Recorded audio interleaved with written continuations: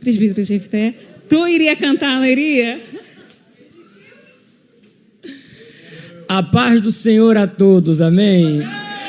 A paz do Senhor a todos, amém? Irmãos, como é que prega? Gente, olha, Deus continua abençoando o Gisel, né? Geise. Nossa, gente. É difícil, viu? Eu estou muito feliz. Eu quero agradecer imensamente a Deus pela oportunidade de estar em casa. Porque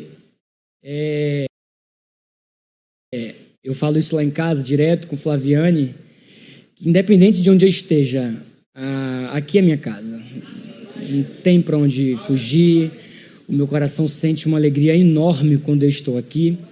E o carinho que eu tenho pelo meu pastor, pela minha pastora, pelos amigos que aqui eu tenho, é assim, algo terribilíssimo, né, não, pastor Alex? Nunca mais o senhor falou isso, né?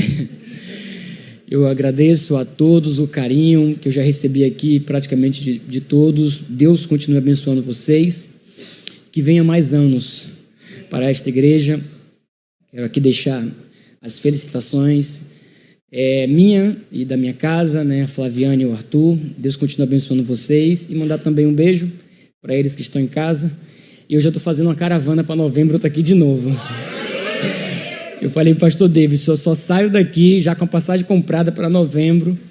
Graças a Deus, ela de casa já deu o sim, o amém.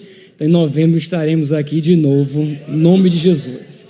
Abra sua Bíblia, livro do Apocalipse, capítulo de número 2. Eu fico muito feliz porque o Gisel, né, Geise, ele estava ministrando e assim, parece que cada hino que ele cantava era um tópico do sermão. E aí eu fiquei assim, realmente sem saber, né, o que falar. Falei, gente, vai assim, cada coisa que ele vai falando, vai batendo, linkando. Falei, gente, eu só vou dizer o que Deus colocou no meu coração. A gente encerra cantando, o Espírito Santo convencendo o coração de alguém, e graças a Deus. Quem achou, diga amém. Amém. Escreve ao anjo da igreja que está em Éfeso. Isto diz aquele que tem na sua destra as 7 estrelas, que anda no meio dos 7 castiçais de ouro. Eu sei as tuas obras e o teu trabalho e a tua paciência, que não pode sofrer os maus, e puseste à prova os que dizem ser apóstolos e o não são. E tu achaste mentirosos, e sofrestes, e tem paciência, e trabalhaste pelo meu nome, e não te cansastes. Tenho, porém, contra ti que deixaste a tua primeira caridade ou o teu primeiro amor. Lembra-te, pois, de onde caíste e arrepende-te, e pratica as primeiras obras, quando não, brevemente a ti virei, e tirarei do teu lugar o teu castiçal, se não te arrependeres. Tens, porém, isto, que aborrece as obras dos nicolaítas, as quais eu também aborreço. Quem tem ouvidos, ouça o Espírito diz à igreja. Ao que vencer, dar-lhe-ei de comer a árvore da vida, que está no meio do paraíso de Deus. Você senta dizendo... Amém. Queridos, Ian, não me deixe na mão não, tá? Eu estou muito feliz de estar aqui. Eu sou apenas não sou pregador. Eu sou apenas um jovem que gosta de estudar a Bíblia e ensinar a palavra de Deus. Existem pregadores de fato e de verdade. E eu não tenho preocupação nenhuma em dizer isso. Eu de fato não sou pregador. Eu só gosto de ensinar. Então hoje eu queria, por meio do Espírito Santo, ensinar vocês. Só que, enquanto eu pedia a Deus o sermão, Deus foi falando algumas coisas ao meu coração e 11 anos de idade eu estou a pensar. Entrando na adolescência, Ministério Rema é jovem, mas com uma mentalidade de igreja adulta, meu pastor. E quando Deus me deu esse texto em Éfeso, eu fiquei pensando, o que uma igreja como Éfeso pode ensinar à igreja do Rema? O que uma igreja anciã, idosa, pode contribuir para o contínuo crescimento de uma igreja no início da sua juventude, a saber, o Ministério Rema? Quais são as semelhanças e dessemelhanças da igreja Rema para a igreja em Éfeso? Qual elo? Qual o ponto de contato? Uma das principais características do pentecostalismo é que, isso segundo Robert Menzies e o Craig Ken, claro, é que quando nós olhamos para o texto bíblico, a experiência vivida pelos personagens bíblicos, né? Elas são tão vívidas, tão intensas, que a gente tenta experienciar da mesma forma. Nós lemos a Bíblia e tentamos encontrar na experiência dos personagens bíblicos a nossa experiência. Então, o que é que nós podemos encontrar de experiência? O que é que nós podemos experienciar com a igreja em Éfeso? A mensagem de hoje será Deus nos levando a receber conselhos de uma igreja muito antiga e, por meio desses conselhos, sermos edificados para a glória de Deus Pai. Esse sermão eu dividi ele basicamente em 3 partes. A primeira parte eu queria falar da cidade de Éfeso. Éfeso, a maior cidade da Ásia Menor à época, cerca de 250 mil pessoas, rica, imponente, uma biblioteca, a biblioteca de Celso com cerca de 25 mil manuscritos, o anfiteatro aberto, o primeiro a ser construído para cerca de 24 mil pessoas, possuía o mais importante porto da Ásia Menor, sendo parada obrigatória para quase todos os viajantes, considerada a luz da Ásia, por causa da sua influência sobre a circunvizinhança. Mesmo que ao nordeste da cidade, possuía aquilo que os historiadores chamam de uma das 7 maravilhas do mundo antigo, a saber, o Artemísion, conhecido como o templo da deusa Diana ou da deusa Artemis. Maior templo da antiguidade, com 129 colunas, cerca de 19 metros, possuía literalmente milhares de sacerdotes e sacerdotisas, muitos deles, por que não dizer quase todos, prostitutos e prostitutas espirituais. O filósofo Heráclito, que viveu ali por volta do século V a.C., ele vai dizer que a moral do templo era pior que a moral dos animais, pois nem mesmo os cães promíscuos mutilavam uns aos outros, como o que acontecia dentro desse Artemísion, o templo da deusa Diana. Era uma cidade mística, cheia de superstição, e também um dos centros ao culto daquilo que nós conhecemos como o culto do imperador, não apenas do imperador Augusto, mas também do imperador Adriano. Simon Kistemaker, um comentarista extraordinário, ele vai dizer que a cidade de Éfeso imperava o misticismo, a idolatria, a imoralidade e a perseguição. Tudo isso é nada mais nada menos do que o mundo, por meio do diabo, adora, gosta de utilizar contra a igreja de Deus. O que, professor? Misticismo, idolatria, imoralidade e perseguição. É tudo isso que o mundo usa contra a igreja.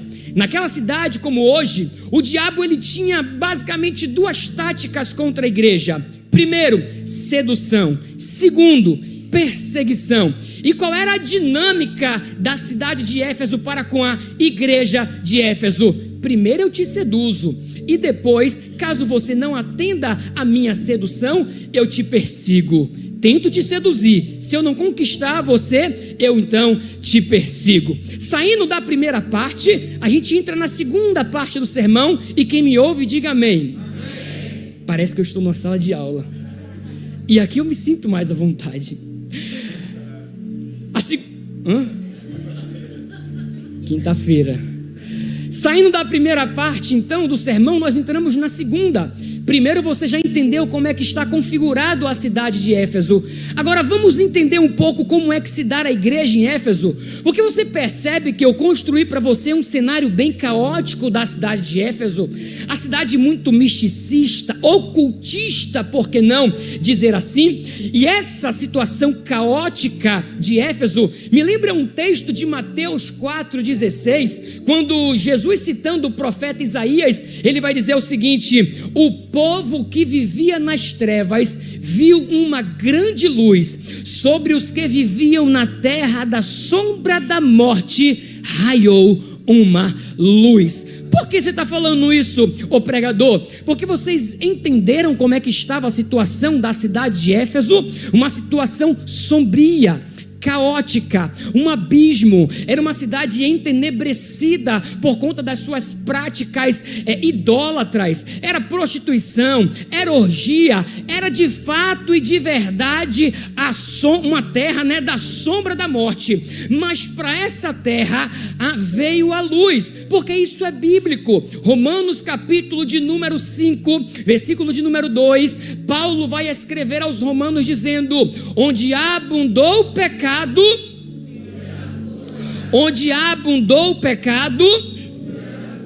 Agora, qual é a luz que chega na cidade de Éfeso, o pregador? O ano era em torno de 52 depois de Cristo. Um homem cheio do Espírito Santo, chamado Paulo, estava no final da sua segunda viagem missionária, quando ele, possuído pelo Espírito Santo, entra nessa cidade, encontra alguns jovens conversando e pergunta: vocês já receberam o Espírito Santo? E eu fiquei abismado com a resposta desses jovens, porque esses jovens são cristãos, ou pelo menos estavam no início ali da sua vida com Deus, porque a cidade de Éfeso já tinha sido ministrada um pouco, por Priscila e Áquila. Então Paulo chega nessa cidade ali por volta do ano 52, ali no final da sua segunda viagem missionária, e pergunta: vocês já receberam o Espírito Santo?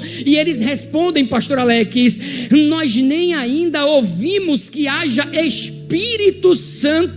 E aí a reflexão que eu quero fazer com vocês já no início aqui é a seguinte: como é que existia uma igreja nessa localidade sombria, mas a igreja ainda não sobrepunha o ocultismo, o misticismo e a imoralidade que acontecia na cidade de Éfeso? Simples, porque eles não sabiam nem o que era o Espírito Santo.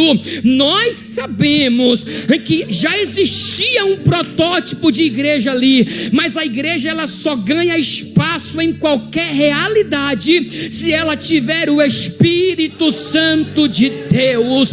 Não tem como ter crescimento em uma igreja sem o Espírito Santo de Deus. É Ele que nos guia, é Ele que direciona a igreja, é Ele que nos toma com poder e grande glória. É o Espírito Santo que usa pregadores para entrar nessas comunidades, nos becos e vielas, e para desfazer com a obra do diabo, porque foi isso que o apóstolo escreveu: para isso se manifestou o Filho de Deus. Para quê? Para desfazer com toda a obra do diabo. Então não tem como o Espírito Santo de Deus chegar em um lugar e não mudar a realidade do lugar. É por isso que Bairro da Luz ficou diferente, pastor Davidson, porque há 11 anos atrás o senhor não chegou aqui sozinho. Dentro do senhor tem uma chama, e essa chama significa o Espírito Santo de Deus. E onde onde o Espírito Santo de Deus chega, a escuridão tem que ir embora, a imoralidade tem que ir embora, a prostituição tem que ir embora, os vícios tem que ir embora. E o texto bíblico diz: e impondo as mãos, veio sobre eles o Espírito Santo, e falavam línguas, e profetizavam. E sabe o que é que eu acho lindo? Quem tem o Espírito Santo profetiza e fala em línguas. Então já é uma deixa para você entender que hoje é noite de você ser cheio do Espírito Santo e sair daqui profetizando em nome de Jesus. Oh, aleluia! Eu não sei como é que você chegou aqui, mas o Espírito Santo te recebeu ali na porta, te acomodou nessa cadeira e está usando desde o início do culto ministros para dizer para você: hoje eu vou te encher, hoje eu vou te encher, hoje eu vou te encher, hoje eu vou te encher. Oh, aleluia! É assim assim que começa então a igreja de Éfeso, com poder. Tanto é que na terceira viagem missionária de Paulo, ele volta à cidade de Éfeso, fica 3 anos nesta cidade e coisas maravilhosas vão acontecer. Se você pegar o livro de Atos dos Apóstolos e ler ele em sua íntegra, você vai entender que o poder de Deus em Éfeso foi tamanho por conta do impacto do Espírito Santo, que os convertidos, eles rompiam totalmente com o ocultismo, queimavam os seus livros de magia negra em praça pública, porque só existe uma maneira de haver libertação em uma região. Como? Quando o Espírito Santo de Deus chega. Você sabe o que é um ocultista? Ele rasgar os seus livros de magia negra em praça pública e renunciar às suas práticas em um mundo onde na sua totalidade fazia parte desse movimento. É como eu, enquanto cristão, chegar aqui e rasgar a Bíblia. Qual é o impacto que tem para você? É muito forte. A mesma coisa é um ocultista rasgar o seu livro de magia.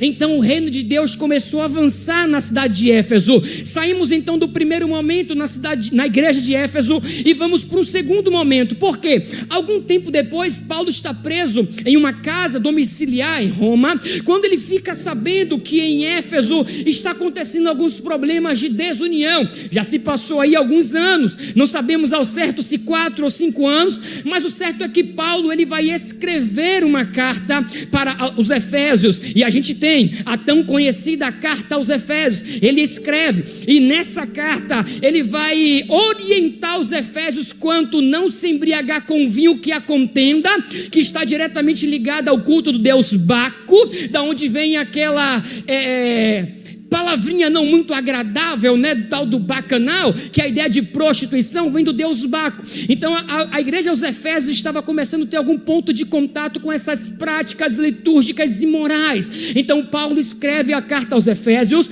para orientar eles quanto ao afastamento desses cultos, mas também com relação à unidade, que parece que as tretas começaram a acontecer na igreja de Éfeso. Pois bem, Paulo então escreve. Um tempo depois, João, ele vai escrever também a igreja em Éfeso, e você começa a perceber que Éfeso está recebendo muita carta. É Paulo escrevendo, é João escrevendo. A tradição da igreja vai nos informar também que Clemente escreveu, Ignácio de Loyola também escreveu. Então Éfeso está uma baguncinha, né? Éfeso já não é mais aquela igreja do início, já está começando a ter algumas agonias. Então toma-lhe carta, e o povo vai escrevendo carta. Um tempo depois, Paulo vai mandar Timóteo para pastorear Éfeso, mas parece que também não dá jeito. Saímos do segundo momento de Éfeso e entramos no terceiro momento da igreja em Éfeso, e é aqui que eu começo a pregar, pastor Davidson. Terceiro momento da igreja em Éfeso, e você já percebeu que está todo mundo escrevendo carta para Éfeso. O problema é que agora não é Paulo que vai escrever carta, não é Timóteo que vai escrever carta, não é Priscila e Áquila que vai escrever carta, muito menos João. É como se Deus estivesse dizendo para a igreja: eu já mandei tanta gente escrever carta para você e você ainda não deu jeito. Então o terceiro momento da igreja em Éfeso é o próprio Cristo resolvendo falar com a igreja em Éfeso. É o noivo chamando a noiva para um aperto, mas não é um aperto gostoso, não, é um aperto mesmo de parafuso, porque parece que Éfeso se esqueceu. Só que Éfeso não tem só ponto negativo, tem ponto positivo também. Então a gente sai da segunda parte do sermão e vai para a terceira parte, a mensagem de Jesus à igreja em Éfeso. Jesus encontra um homem lá na ilha de Pátimos, exilado, sem nada para fazer, mas de joelho no chão. Então Jesus olha para João e fala assim: ei João, senta aí no cantinho que eu quero ter um bate-papo com você. Fala, Jesus, o que é que o senhor quer? Eu quero ter um diálogo com algumas igrejas. Pronto, já estou com a pena e com o pergaminho na mão. O que é que o senhor quer falar? Versículo de número 1 do capítulo 2 de Apocalipse: ao anjo da igreja em Éfeso escreve escreva, é o imperativo. Jesus chega para João e diz: escreva para a igreja em Éfeso. E aí você percebe que o direcionamento da carta é o anjo da igreja. Anjo aqui ou é o pastor ou é o mensageiro que iria transmitir a mensagem à igreja. Independente do que você achar, do que os comentaristas falarem, porque vai ter aqui uma discordância, se era o pastor, se era o mensageiro, mas para mim independe. Por quê? Porque o objetivo aqui é Jesus mandar uma carta para quem leria na igreja, não é isso? Jesus está mandando uma carta para que alguém lesse a carta na igreja. Como é que funcionava antigamente a leitura dessa carta? O indivíduo chegava na comunidade de fé, abria o pergaminho e começava a ler. Então eu fico imaginando o pastor da igreja ou o mensageiro abrindo a carta para ler e gerando expectativa na igreja. Qual é a expectativa? É aquela pergunta: quem é que mandou a carta? Quem é que está mandando a carta? Quem é o remetente? E aí eu abro um parênteses aqui para te perguntar: imagine se Jesus nessa noite está mandando uma carta para você e você nem sabe nesta noite, porque fique sabendo, esta pregação não é apenas para a igreja no Rema, mas ela é individual para cada coração que está aqui. Eu sou o mensageiro, eu já abri o pergaminho e eu estou dizendo a mensagem de Jesus para vocês. Então abram bem os vossos ouvidos, tá bom? Então imagine a expectativa. O pastor vai ler então: esta é a mensagem daquele que detém as 7 estrelas em sua mão direita e anda entre os 7 candelabros de ouro. Alguém grita lá atrás e diz: ei, por favor, mensageiro, pastor, leia novamente aí. Por quê? Porque eu não ouvi daqui quem é que escreveu a carta. Você sempre diz: foi Paulo que mandou, mas agora dessa vez eu não entendi. Claro que você não entendeu, é porque quem mandou essa carta não disse o nome dele. Ele se identificou por meio de uma metáfora. Que metáfora é essa? Ele é aquele que detém na mão direita, que detém na mão direita, que detém na mão direita. Tadileguei, rocraton, tous, epitasteras, entendexu, autu. A expressão kraton aqui de deter é nada mais nada menos do que segurar, reter na mão, agarrar. Jesus se apresenta para a igreja em Éfeso dizendo: eu sou aquele que detém uma igreja na palma da minha mão. Na palma da minha mão. Ele segura a igreja, ele agarra a igreja.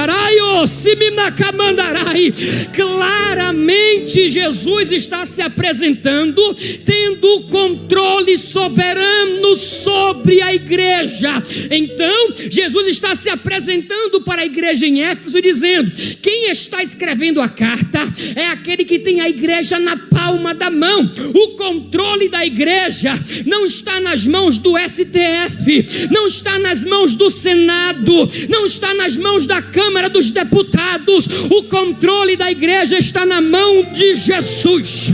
Jesus, Jesus, oh aleluia. Ele é o dono da igreja, ele é o noivo da igreja. A igreja é amada dele e não tem ninguém que vai tocar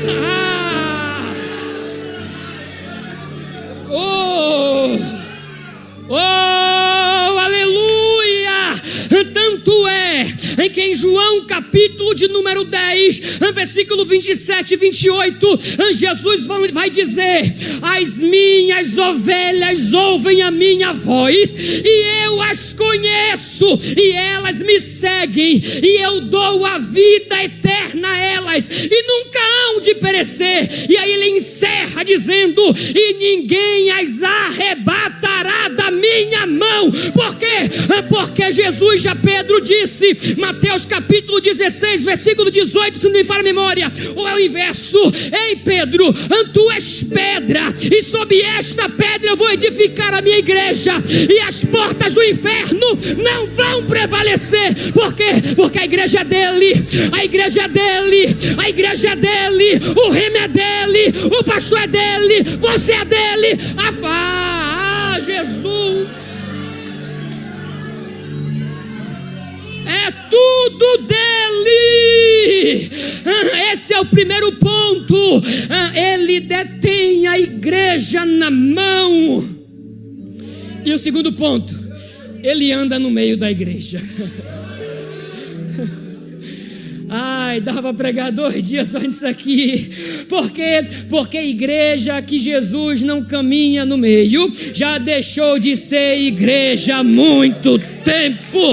Liderança sem Jesus, liturgia sem Jesus, música sem Jesus, pregação sem Jesus. Não, igreja de verdade é liderança com Jesus, é liturgia com Jesus, é música de Jesus, é pregação sobre Jesus.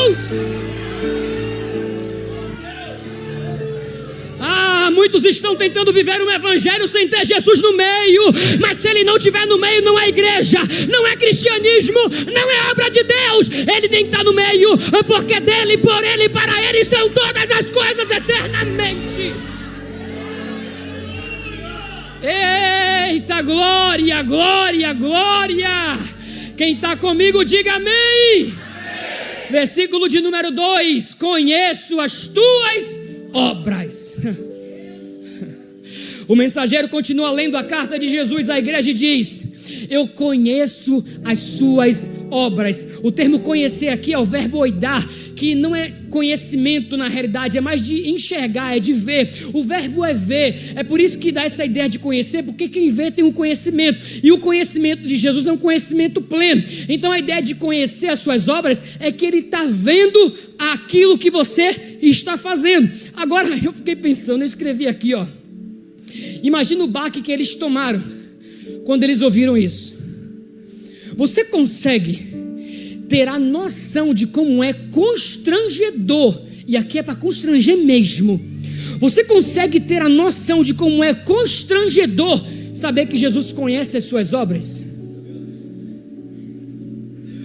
Será que você pode ter a ideia, pensar um pouquinho, que o teu pai não está vendo, que o teu pastor não está vendo, que ninguém está em sua volta vendo, mas tem 2 olhos como chama de fogo do teu lado? Salmo 139, todo mundo gosta desse salmo. A partir do versículo 7, para onde eu me exaltarei do teu espírito, para onde fugirei da tua face? Aí lá no versículo 12, lá no finalzinho vai estar assim, ó: se eu digo, as trevas com efeito me cobrirão, e a luz ao redor de mim se fará noite, até as próprias trevas não te serão escuras. Aí o salmista encerra: as trevas e a luz são a mesma coisa. Independente se você bota o travesseiro em cima de você, se você se cobre com cobertor, se você desliga o monitoramento de segurança, se você coloca o senha no celular para o marido não ver, para a esposa não ver, se você faz no escondidinho do cinema, ou se você faz na praia, se você vai no motel, se você vai no hotel, se você vai na casa dele, na casa dela, não importa, os olhos do Senhor estão lá. É por isso que ele diz à igreja em Éfeso: eu conheço as suas obras. Não apenas nesse lado, mas também tem outro lado. Que lado? Se tratando de eclésia, né, de igreja, tem aquele lado que as pessoas ficam assim, todo mundo: ninguém me vê, a pessoa está trabalhando, ninguém me vê. Deixa eu falar um negócio, você não está sozinho, né? As suas ações na igreja não são em vão, só porque ninguém te reconhece. Não. Essa baixa estima religiosa de esperar que as outras pessoas te reverenciem por aquilo que você faz é muito mais soberba da tua parte, é muito mais você querer se colocar no lugar de Jesus e receber toda a glória. Deixa eu te falar uma coisa: só faz as suas coisinhas no nome de Jesus, porque Ele te vê, Ele te conhece, o teu labor, o teu trabalho. Paulo vai escrever aos Coríntios e vai dizer: portanto, meus amados irmãos, sede firmes e constantes, sempre abundantes na obra do Senhor, sabendo que o vosso trabalho no Senhor não é. Mas Éfeso trabalhava, e Jesus vai elogiar 3 coisas em Éfeso. Eu disse quantas coisas? 3 coisas. Eita Jesus. Primeiro, tá rindo? Primeiro, Éfeso era uma igreja que trabalhava arduamente. Os irmãos da igreja de Éfeso eram envolvidos com a obra de Deus. Não era uma igreja que vivia de aparência, sabe? Uma igreja que vivia de rede social. Ai, Jesus, irmãos de Éfeso não viviam de teoria. E não era qualquer trabalho, tá? Porque o termo trabalho no grego é kopos, né? E uma das semânticas para kopos é surra. Então o trabalho que a igreja em Éfeso fazia era tão doído que é como se estivesse tomando uma surra. Era doloroso. Era uma igreja que trabalhava, né? Ela não se acomodava em arregaçar as mangas e ir à luta. Os irmãos se juntavam para ver o progresso do reino de Deus. A lição que Éfeso deixa para nós é que antes de grandes galpões, megas estruturas, luzes de LED, é preciso engajamento na igreja. Então para de ficar procurando confusão e contenda com o irmão, com o líder, com os músicos, com a liturgia, com o pastor, com a pastora. Trabalha para Jesus, porque Ele está te vendo. A igreja em Éfeso era uma igreja trabalhadeira, porque se não gosta de trabalhar, a Bíblia tem um remédio com você. Qual? Vai ter com a formiga, ó. Então trabalhe para Jesus, porque o reconhecimento vem dele. A segunda coisa que a igreja de Éfeso foi elogiada, era uma igreja que perseverava nas perseguições. Repita comigo: perseveravam nas perseguições. Olhe para mim. O que eu vou falar aqui é muito sério. Ser crente em Éfeso não era popular. Porque diferente do nosso tempo, Jesus naquela era não era o Jesus da moda. John Lennon, numa entrevista, e aí quem é do inglês fala Evening Standard. Gostou? Em 1966, ele vai dizer o seguinte: Jesus era legal, mas os discípulos dele eram burros e comuns. São eles que distorcem tudo e estragam a mensagem para mim. Bruna Marquezine, no podcast Pod Delas, afirmou que Jesus é um cara legal. O fã-clube dele é que estraga tudo. Fábio Porchat afirmou que Jesus era um cara do bem, mas a religião é que está iludindo, utilizando o nome de Jesus. Os cristãos em Éfeso viviam diariamente com acusações que eram daqueles que eram tanto adeptos do culto ao imperador, como dos adeptos da Diana. Então não era esse Jesus da moda que todo mundo prega. Esse Jesus que era o cara legal, que a pessoa pode ter um contatinho com ele e ir na igreja final de semana porque é muito bom ir na igreja ouvir uma palavra legal. É por isso que a gente tem esse monte de igreja aí, insuportável, que prega um evangelho sem cruz e sem arrependimento, e todo mundo vai lá, é o chamado culto das estrelas, e aí quem vai lá não tem uma pregação de arrependimento e de mudança de vida, e fica aí dizendo que Jesus é um cara legal. Jesus é um cara legal sim, mas ele exige de você arrependimento e mudança de vida. A perseguição lá era constante. Eusébio de Cesareia afirma que Domiciano era imperador no período da escrita da carta do Apocalipse. E Suetônio conta uma história de que Flávia Domitila, sobrinha de Domiciano, bem como seu marido Flávio Clemente, foram executados a mano de Domiciano, só porque eram cristãos. Naquela época, ser cristão era sinônimo de estar morto. É por isso que o apóstolo Paulo vai dizer que o morrer para mim é...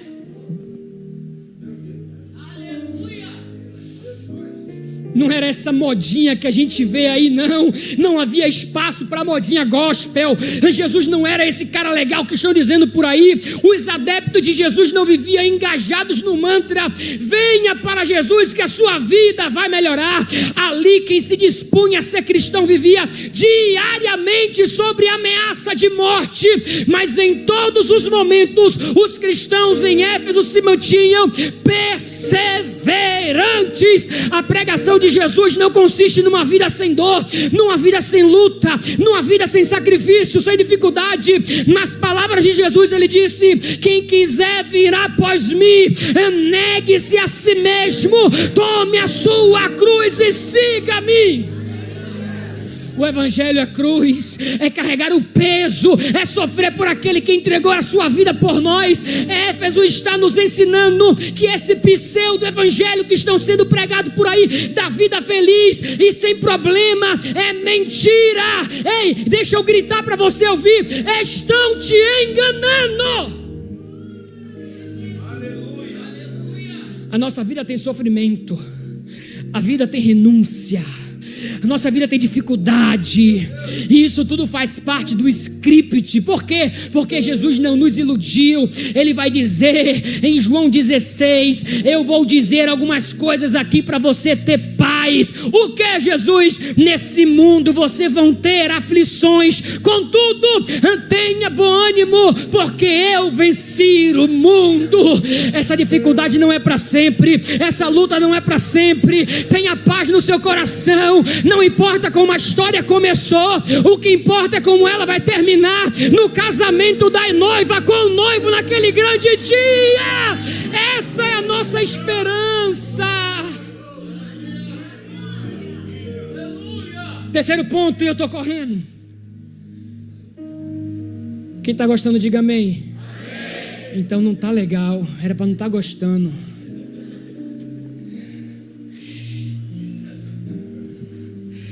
Jesus vai dizer assim, ó, eu vou falar, não estou nem aí.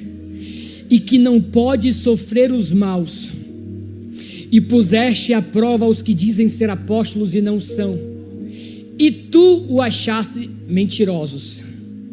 Sabe o que a igreja de Éfeso fazia? Chamava pastor e pregador de mentiroso. Por quê? Porque Éfeso era uma igreja bíblica. Éfeso era uma igreja que detestava falso profeta. Éfeso era especialista em desmascarar aqueles que se dizem ser apóstolos e não eram, simplesmente porque ela era uma igreja bíblica. Todo crente que tem a Bíblia como regra de fé e prática em sua vida não é enganado por esses pilantras dos púlpitos, muito menos pelos pilantras da internet. No versículo 6 vai dizer que eles odiavam as práticas dos nicolaítas, homens que se intitulavam profetas, mas não eram. Percebe que a igreja odiava, detestava esse grupo pelo simples motivo de pregarem um evangelho diferente daquele ensinado por Jesus e pelos apóstolos.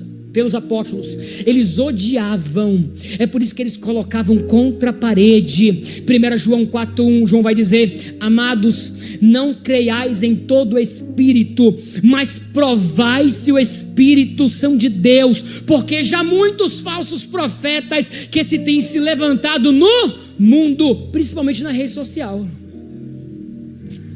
Paulo vai escrever aos Gálatas, capítulo 1, versículo 6: todo aquele que pregar um evangelho diferente daquele que Jesus pregou, que seja considerado anátema. A igreja brasileira precisa aprender com a igreja em Éfeso. O que é pregador? É preciso pôr à prova os falsos mestres. É por isso, ouça o que eu vou te dizer. Diga não à teologia da prosperidade, que diz que você tem que vencer. Diga não a progressismo teológico, que diz que a igreja é lugar de todos, de todas e de todes. Diga não ao neopentecostalismo com esse misticismo endemoniado. Diga não ao gnosticismo contemporâneo, que diz que tem a chave do sucesso, o conhecimento secreto, 3 dias no monte para você ficar mais homem. Diga não à hipergraça, um cristianismo sem arrependimento. Diga não ao relativismo. Diga não à teologia coach. Diga não. Romanos capítulo de número 1, versículo de número 16: porque eu não me envergonho do evangelho de Cristo, pois ele é poder de Deus.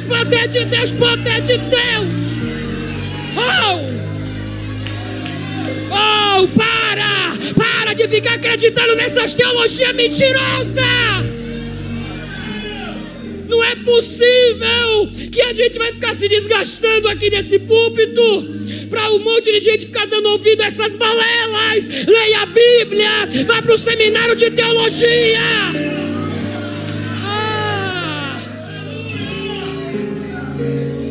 Aí depois não entende. É por isso que fica nascendo os The King, The Power, não sei o quê? É por causa disso. Falta de instrução, falta de palavra, falta de leitura bíblica, falta de EBD, falta de teologia, falta de Deus. Porque eu não me envergonho do Evangelho, porque ele é poder, poder. Oh, gente, não é possível. E o pior de tudo é quando um aluno meu que vem com isso.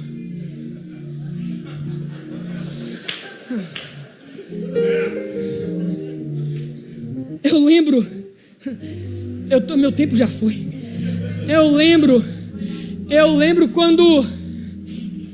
quando a Record começou com os 10 mandamentos. Gente, meu celular tocava. O professor, foi daquele jeito mesmo? Vai ler a Bíblia. Professor, foi desse jeito mesmo? Vai ler a Bíblia. Gente, se a Bíblia não diz, porque não é. Então, essas teologias demoníacas têm tomado conta e a gente não percebe nas entrelinhas dessas teologias como está sendo sorrateiro. O diabo está desvirtuando a mente do povo. Ah, gente, mas a igreja de Éfeso me ensina o quê? A andar com a Bíblia aberta. Quem anda com a Bíblia aberta mantém os ouvidos fechados, mas quem anda com a Bíblia fechada fica dando ouvido para um monte de balela por aí. Mas em nome de Jesus, o Senhor vai fazer você sair daqui hoje com vontade de ler a Bíblia, ler a Bíblia, ler a Bíblia, ler a Bíblia, estudar. Estude. E eu vou para o final aqui, porque nem tudo são flores. Ontem o pastor Clébio já me quebrou para a irmãzinha ali. O pastor Clébio virou para a irmã ontem e falou assim: amanhã ele que vai pregar, é só marreta. Vale nada. Amigão da onça. Eita, que a gente chega então aqui no ápice do sermão, com 10 minutos. Tenho, porém, contra ti que deixastes o teu primeiro amor. E aqui foi tudo que o Géser cantou. Era tudo que eu queria falar, ele já falou em forma de louvor. Porque o problema da igreja de Éfeso era o abandono. Abandonou aquilo que de mais importante existe no relacionamento com Cristo: o amor. Era uma igreja que lutava pela ortodoxia. Era uma igreja que estudava. Lia. Mas era deficiente. Porque a luta pela ortodoxia desconectada da prática da piedade, do exercício do amor, é pecado. Não adianta você ser um conhecedor das leis se você não for um praticante ávido das leis. Isso se chama hipocrisia. Mas eu fiquei a me perguntar: o que é esse primeiro amor? E vocês não têm noção de como eu estudei isso. O que é o primeiro amor? Olha, eu li comentários ingleses, portugueses. Eu saí fuçando. Só não perguntei para o ChatGPT porque ele não ia me dizer mesmo. Mas o que é o primeiro amor? No final de tudo, eu fiquei com Grant Osborne. Ele disse que esse amor não se refere ao amor primário ou um amor maior, mas que quase certamente significa o amor que tivestes no início, aquele amor depois da conversão, sabe? Eles haviam perdido então o primeiro impulso, o primeiro entusiasmo e empolgação em sua vida cristã, e se acomodavam numa ortodoxia fria. Essa igreja que a gente leu aqui de Apocalipse, ela faz parte de uma segunda geração da igreja, sim ou não? Sim, né? A primeira foi aquela igreja lá do início, que foi o primeiro momento. Depois aquela igreja foi se arrastando e a gente chega agora nessa geração, que eu poderia dizer que é uma segunda geração, porque é 40 anos depois de Cristo, né, da morte de Cristo. Isso aqui me fez pensar, porque a igreja, quando ela começa em Atos 19, ela vai perdendo gradativamente o seu amor. Isso faz cumprir o que Jesus falou lá em Mateus 24, que diz que naqueles últimos dias o amor de muitos se esfria, porque assim como no relacionamento entre casamento o amor acaba, né? A minha esposa, um beijo, amor, eu vou usar ela sempre quando vai puxar minha orelha, ela diz: o amor acaba, o amor acaba. E o que a gente faz para o amor não acabar? Incendeia, coloca um fogo, assopra, abana, mas não deixa o amor acabar. Só que o problema, pastor Davidson, é que em 11 anos, olha o tanto de gente que foi parando no meio do caminho, foi desistindo no meio do caminho, porque como brilhantemente a nossa chefa, a pastora Raquel Dias, nossa presidente, pregou aqui ontem, o dia a dia, os demônios, vai durante a nossa trajetória minando a nossa vida, e a gente vai se esfriando, se esfriando, se esfriando, se esfriando, e daqui a pouco a gente está fazendo tudo automático na igreja, e o coração longe. É por isso que Deus certa feita falou: vocês me adoram de lábios, mas o coração está longe de mim. São pessoas que estão na igreja, estão cantando, estão pregando, estão tocando, estão como membro tomando ceia, mas por pura ortodoxia, por mero comodismo, e o coração apagado, entenebrecido. Eu estou aqui porque a minha mãe manda, eu estou aqui por causa do status, eu estou aqui por causa da boa palavra, eu estou aqui por causa da oferta, eu estou aqui por causa das amizades. E Jesus está mandando a carta para a igreja em Éfeso e perguntando: e você não vai estar aqui por mim nunca, não? Cadê aquele contato, aquela intimidade do início? Cadê aquele ambiente, aquele ponto de relacionamento que a gente tinha?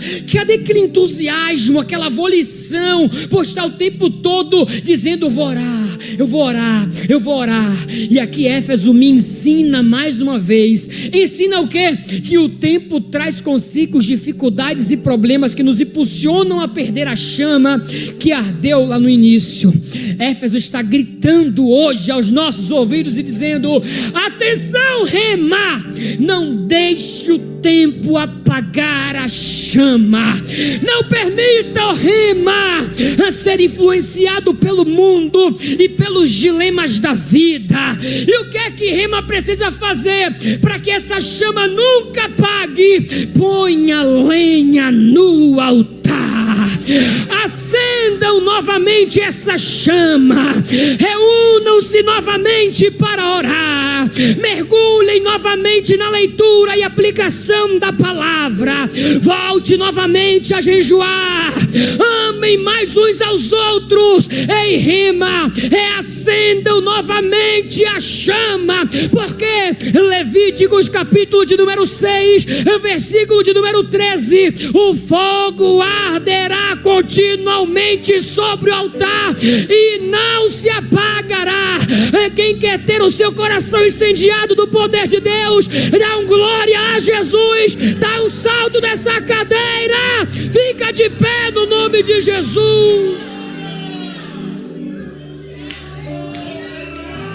Oh, aleluia! Jesus está nessa noite dizendo: eu estou com saudade de você, meu filho, eu estou com saudade de você, minha filha, daqueles momentos que a gente tinha um tete a tete, quando você cochichava no meu ouvido e derramava lágrimas. Eu falei com o pastor Clébio ontem de noite, eu falei: eu não consigo chegar na igreja, sentir a presença de Deus no meu coração e não derramar lágrimas, porque para mim lágrimas é a verdade sendo anunciada para Deus. Lágrimas, cadê os crentes que nunca mais choraram na igreja O que é isso? Um coração duro, coração de pedra. Mas assim como Deus fez com a geração do profeta Ezequiel, eu acredito que Deus vai fazer nessa noite o quê? Uma operação ao vivo. Ele não é cardiologista, mas ele trabalha com coração. Vai ter cirurgia nessa noite. O coração de pedra vai sair e o coração de carne vai chegar. Segura na mão da pessoa que está do seu lado. Eu disse que eu ia fazer isso uma vez só, tá? O que é que tem que fazer para voltar ao primeiro amor? Primeiro, lembra-te de onde caístes. Você percebe que a ênfase é no local? Lembra o local que você caiu. E depois, arrepende-te. Porque não existe evangelho sem renúncia, sem mudança de vida. Não tem como você vir para Jesus e manter as mesmas práticas do mundo, porque o mundo vai te escravizar. Isso foi pregado aqui pela pastora Raquel ontem. O pecado te escraviza, mas Jesus te liberta, para a glória de Jesus. E depois, pratica as primeiras obras. Lembra-te de onde caístes, arrepende-te e pratica as primeiras obras. O que é que eu entendo com isso? É que eu preciso ser aquilo que eu era, que eu não sou mais. Como é que você era quando você se converteu e que chegava num culto como esse maravilhoso e sentia o coração arder? O que é que você fazia? Já começava a fechar o olho e já começava a orar, pedindo a Deus uma profecia para entregar para alguém. Já chegava na igreja chorando, se derramando em lágrimas. Mas hoje você chega na igreja e fica olhando para o sapato do irmão, para o terno do irmão. Se o Lucas vai tocar, vai errar a virada. Se o cantor vai desafinar. Se o pregador vai virar tudo, não vai virar nada. Quem precisa virar o coração é você. O pregador não está nem um pouco aí se vai virar ou se não vai. O que o pregador está preocupado é se Jesus vai revirar o teu coração pelo avesso nessa noite. Naravassure Bindacamandarai. E vai fazer você entender que do jeito que está não dá. Porque o que os... O que o Espírito me revela aqui nesse momento é que hoje é a noite do basta. Chega, aleluia. Chega de viver essa vida medíocre espiritual. É noite de colocar lenha nessa fogueira, de queimar novamente por Jesus, de queimar novamente por Ele. Chega. É por isso que eu quero fazer 2 convites aqui agora. Primeiro, quem não é evangélico aí, levante a mão, por favor. Quem não é evangélico? Não sou crente, não sou crente. Não tem? Vou fazer então o primeiro convite. Se você não é evangélico e você deseja fazer parte dessa grande comitiva, vem aqui na frente que eu quero orar pela tua vida. Ah, pastor, não sou evangélico. Ou então estou afastado da igreja. Eu estou sentindo no meu coração arder. Eu estou sentindo que é hoje. Eu não aguento mais essa vida de prostituição que eu estou vivendo. Sabe, essa vida de lascívia, essa vida de vícios. Eu não aguento mais, eu quero mudança. Vem aqui na frente que eu quero orar por você. Venha.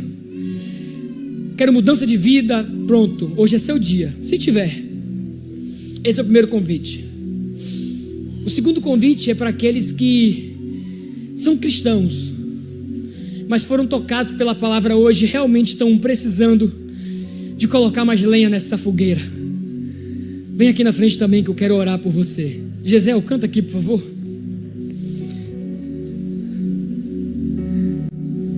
Você está se sentindo fraco, precisando ser incendiado. Não é demérito vir aqui na frente. É muito ruim continuar do jeito que está. Feche seus olhos no nome de Jesus. Pronto. A igreja está de olho fechado. Estou preparando um caminho Aleluia. Endireitando as veredas e cada vez mais diminuindo,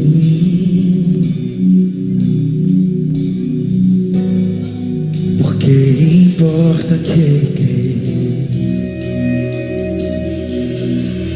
Nele o meu prazer está. Eu falei que eu ia fazer o apelo. As suas sandálias